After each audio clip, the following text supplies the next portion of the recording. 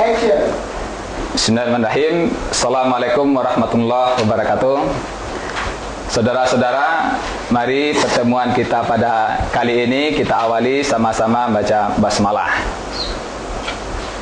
Baik, terima kasih. Mari kita lanjutkan pertemuan kita pada hari ini. Kita bahas tentang lembaga pendidikan Islam pada masa klasik. Baik, sebelum kita mulai, coba Anda perhatikan di PowerPoint yang telah kita buat. Ada beberapa lembaga pendidikan Islam pada masa klasik. Nah, cuman tolong diingat dulu sebelum kita mulai kembali, bahwasanya pembahasan kita pada kali ini difokuskan kepada lembaga pendidikan sebelum berdirinya madrasah, ya. Oke, perhatikan di slide kita. Yang pertama, lembaga pendidikan Islam pada masa klasik namanya kutab, ya. Yang kedua itu masjid. Yang ketiga majlis muhadarah. Yang keempat adalah maktabah. Baik, kita bahas satu-satu.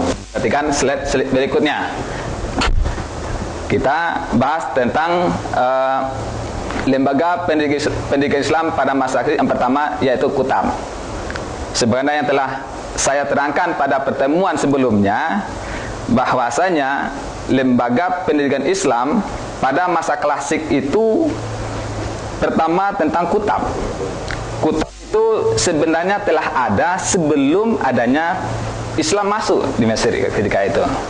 Nah, cuman setelah Islam masuk, lembaga yang namanya kutab dipergunakan oleh ketika itu umat Islam untuk melaksanakan pendidikan dan pengajaran, menulis dan membaca dan sekaligus menghafal Al-Quran.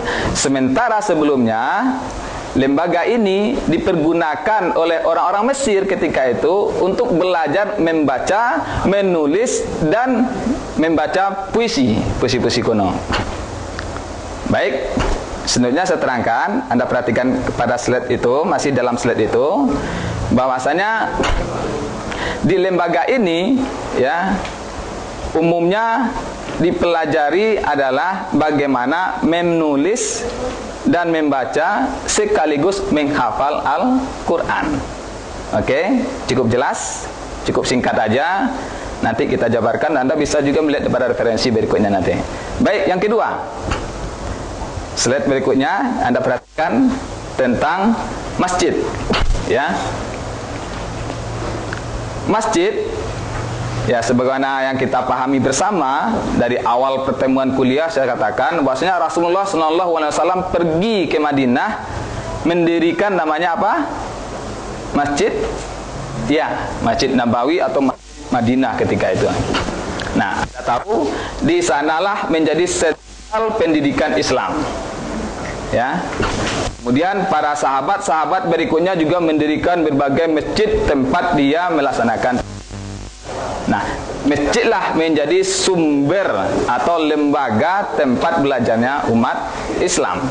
Nah, di masjid ini, ya, Anda perhatikan, di masjid inilah umat Islam belajar bersama baik dengan Rasulullah ataupun dengan para sahabat.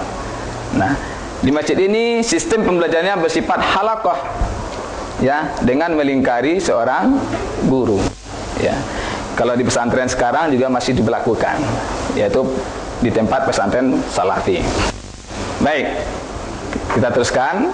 Setelah masjid, tempat sumber atau lembaga pendidikan Islam pada masa klasik berikutnya adalah majlis muhadarah. Nah, bentuk majlis ini ada suatu pertemuan, baik diundang oleh sultan maupun majlis-majlis yang didirikan oleh kelompok-kelompok umat Islam kecil-kecil.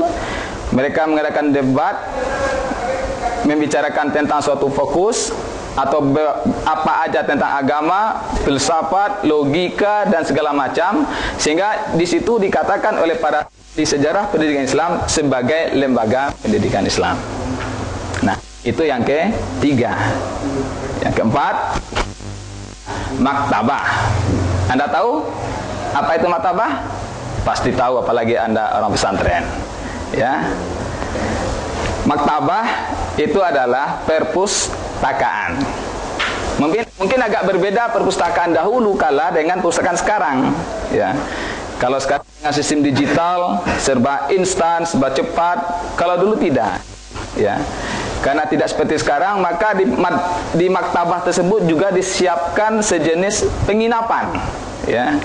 Ada beberapa maktabah perpustakaan yang besar ketika itu menyiapkan lokasi sekitar maktabah itu untuk penginapan para santri atau para pencari ilmu.